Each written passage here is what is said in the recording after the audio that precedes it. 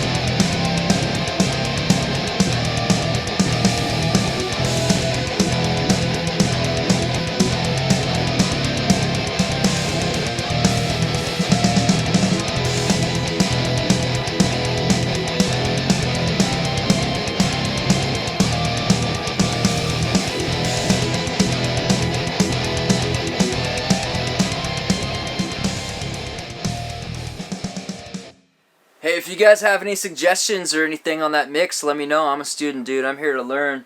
But I don't know any other way to get that super growly, deep, yet tight sound that I can get out of this. And I tried to show you, all the processing on all the tracks and stuff to give you an idea of what I was doing. Yeah, I didn't do that much to the sound. That's just kind of the way this thing sounds, and when you add a little bit of compression and a little bit of overdrive, it really wakes this thing up, and it's just a monster, dude. I love this thing.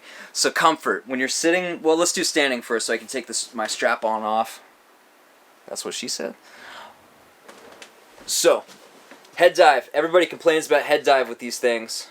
Not really an issue with this. It does kind of want to settle, swiggle it, because I do have a thick strap on. That's what she said. Yeah, it wants to settle about parallel like that. So usually, this is a strap I use for another bass, but usually I have it up a little higher because it's just way more comfortable. And because the horn is all the way back, the body is tiny and the neck is really long. Usually the body joins at about the 14th fret, somewhere in there. This one joins at the 24th fret, and the horn, is about at the 17th fret.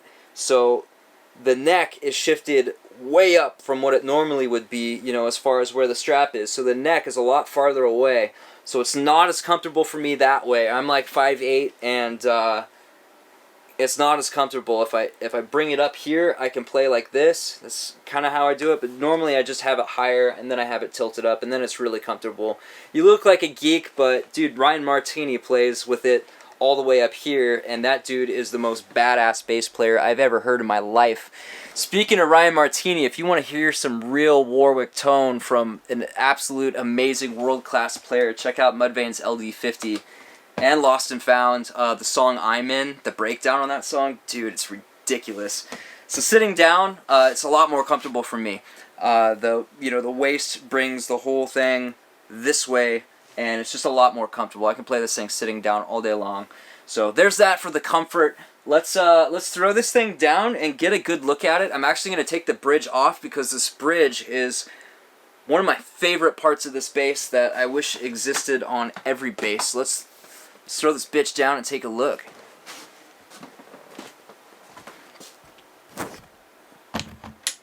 Alright, so basic body construction of this, we've got Babinga wings, a really cool middle Babinga piece. I'll show you that in a second. 1-gay board. They've got these bell bronze frets. I think they're actually a really hard brass. By the way, these don't seem to wear much faster than regular frets. Maybe a little bit, but not much. I just leveled these not that long ago, and they're getting pretty low, but they lasted me a while. So there's that. We've got this cool truss rod cover. You can, if you stick something short and skinny in there, you can pop that thing off and adjust the truss rod. Don't know what the headstock veneer is made out of. We've got an acrylic inlay there. It's not mother of pearl or anything like that. It's just acrylic, but it looks nice. And obviously these tilt back tuners that are a lot more comfortable. They're at the perfect angle to use. It's just wonderful. So on the top here we have two MEC active jazz bass style pickups. We've got this really cool bridge system. I'll get into that in a minute. And a tailpiece there. And then we've got the active preamp section. We've got 3 pots. And this one are stacked. And this one is actually a push-pull knob. So this controls your volume, and if you pull it, it bypasses the preamp. There's still active pickups. It's not an active passive thing. It just bypasses the preamp, which is cool because you can have 2 different voicings on the fly. This bottom stacked pot is the balance between the pickups, so it goes between, you know, whatever combination between the bridge and neck pickup you want. This controls your mids on the active pre, and the bottom one over here is your bass, and the top is the treble. So that's pretty rad. On the back here, we can see the beautiful Babinga wings. I don't think it's going to come out on camera. I tried on the last couple takes, and it moves a little bit. This Babinga moves. It's very three-dimensional and very beautiful. So we've got a Wenge Babinga neck running all the way up to the headstock. We've got a nice, comfortable volute on here. The neck shape right here is a C, and then the shoulder, this outer part, stays exactly the same, but it flattens out in the middle as you go up, and it's a really smooth taper. You can't feel it as you go, but it is so comfortable, and this finish just feels so smooth and so nice. On the back here, we've got this plastic cover, which just has those 2 little tabs you can pop off, and it has all the, you know, it says made in Germany and has the German patents and the Europe and Japanese and American stuff under here. And here's the preamp. Obviously, this is an 18-volt version, and here's the preamp, and you've got your push-pull pots. Definitely hand soldered. They did a very nice job. No cold joints or anything like that. Very professionally done. This whole thing, the feel of the whole thing just exudes like excellence in craftsmanship. This was made by true craftsmen who took pride in their work and took their time and made this thing perfect, and I am so happy to own this thing. I wish that Jackson would have been made like this, but then again, I'm kind of glad I got my money back because now I don't even know if I have a job. So I'm glad to have a little bit of that. At least I can survive. I don't have to save up for a big trip to the sperm bank and hope they pay by the pound, you know, when this whole thing's over. What else could I show you? The nut. Let me show you guys my nut now that I'm talking about the sperm bank. So this is the nut. It is a Just a Nut 2. This is the second version of this. The first one, I believe, was brass, and there were screws at the bottom that your strings would rest on, and you could adjust the string height individually that way. This was a different take, and this you know, it's already cut to the right radius and everything, and the right depth, and then the whole thing you can move up and down, and you can kind of pitch it side to side if you need to.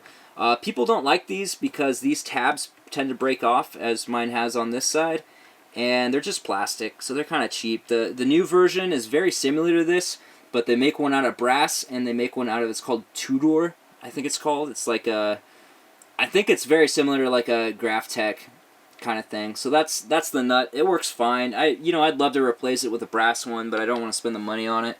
It'd look good. It'd match the frets. These frets also have a very particular sound. I don't know how much of it goes through because I don't know what exactly makes this thing sound the way it does. I've heard these with EMG pickups, and they still sound like a Warwick thumb. So this challenges my whole tone wood isn't that important thing. The bridge. Let me grab a wrench real quick. I'm going to pull this off so we can get a really good look at it. And before I forget, the strap buttons do not exist. These are recessed. I believe they're Schaller. Recessed strap locks. Where did my strap go? So, are these Schaller? No, these are Dunlop. Wow, I thought they'd use Schaller because it's German. So these just stick in there, and then they're locked in, and then you can push them, and it comes off, and then it looks nice and clean, and there's no big nipple on the end of this thing, and that works for me. Let me pull this thing off real quick and give you a good look at it. Okay, so what I love about this bridge is how adjustable it is. So your saddles are all individually adjustable for height and for spacing. So you can adjust your string spacing to fit however you want to play, and whatever feels right on the neck, and that is amazing. And since you can set individual string heights, you can just set the heights to the radius of your fretboard, and then you can use these screws, all these outside ones, to lift the entire bridge up or lower it, and even tilt it, and however you want to do it to set the proper string height. So you only have to adjust these once to get your radius correct. And I always leave the base one a little higher. It goes off and goes a little higher so it doesn't buzz. But yeah, I thought that was really cool. I did have to remove, I had to cut half of the spring out on this one to get it to intonate right with B standard tuning. And I'm using really light strings. They're the beefy slinkies. They're pretty light for B standard. But I did get to, it does intonate with those, so that is awesome. The quality of the screws and the hardware, these are really hard. This is the best quality hardware I've ever felt anywhere. So this piece is extremely heavy. It says designed by Warwick, Germany on the bottom. I don't know who made it for them, but it's really good stuff. This is really heavy. You can kind of see in there that it's some type of white metal. It's not brass. Some of the new ones, especially on the higher end German-built ones, are solid brass that they CNC, a solid brass chunk out of. This one is not that, but it's very heavy. And then, check this out. This is also a metal piece, this black piece right here, made out of the same stuff. It's very heavy. And then this one is screwed into the body with these two screws here. And that is really cool. So this bolts directly onto metal, and then the metal goes into wood, so you end up with this really heavy, locked down piece. And I really think it improves sustain a lot. And it is set as low as it can go. And I have it that way because I've leveled these frets a couple times now, and that's that. But it's at the right height. So even if this was a fretless, I think it would be okay. And I mean, really, you could take this piece off down here and just stick it on a belt sander and flatten it down a little bit, and you'd be able to go even lower if you needed to. So that's the beauty of this bridge. It's not horrible to intonate, especially if your action is a little higher. If this thing had new jumbo frets on it, it'd be sitting a lot higher and it wouldn't be a problem at all. But I will say that the screws on the back do not want to strip out. I've been stupid with this thing, and the screwdriver's up at this angle to try to turn this thing, which is normally would strip out a screw, but these do not strip out. They're very hard metal. Alright guys, so I got just a couple quick points to add to this before we end this video. The first thing is, I don't know how I didn't mention this, there's 26 frets on this bass. Isn't that crazy? I don't think I've ever seen another guitar with 26 frets. One thing I forgot to mention about the bridge is there are two screws in the middle that lock it down, so it can be just locked down. That has to add this to the sustain. Another really cool thing about this bass, it's not about the bass, but about the company. When I got it, I was curious about a couple things about it, so I emailed them, and Hans, I think his middle name is Wolf, Peter, the founder of Warwick, emailed me back and told me everything I wanted to know and actually sent me a sheet with all the specifications of this bass on it. There was one thing wrong on it, the preamp. It said it was a 9 volt and this has an 18, so maybe that was like a mid-year thing. Another thing about this is that if you're looking to buy one, the necks changed over the years. In the mid-90s had these skinnier necks. After that, there was a period where they had really big necks, and I had one and I did not like it. It was not for me. It was just too hard for me to play with my little girl hands, so I ended up selling it. That one was also a bolt-on, and it was a 5-string, and that one did have a little bit of head dive, and it was a 2005, and the team built one. It actually had a satin poly finish, which was very, very thin. Didn't quite have the same mojo to me that this one has. Maybe it's because this one's older. Maybe it's because it has black hardware and looks like a real Warwick or whatever. The team built one had chrome hardware, and I really didn't like the hardware. But there is that. So if you're looking for one, you know, shop around, try them, make sure the neck's for you, make sure the whole thing is for you because it's very different. The only other thing, oh yeah, I was going to show you guys the 3-piece top. So check this out. On the top, it looks like it's just solid babinga. There's actually a center piece on here.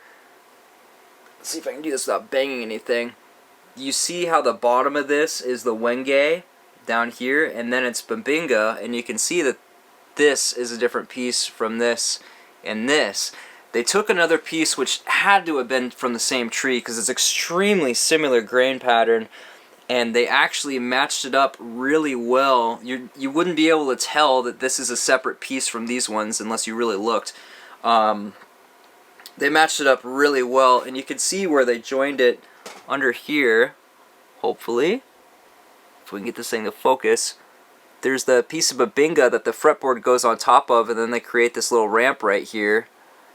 And then, yeah, you can kind of see how that works, hopefully. You see that right there? It's kind of crazy.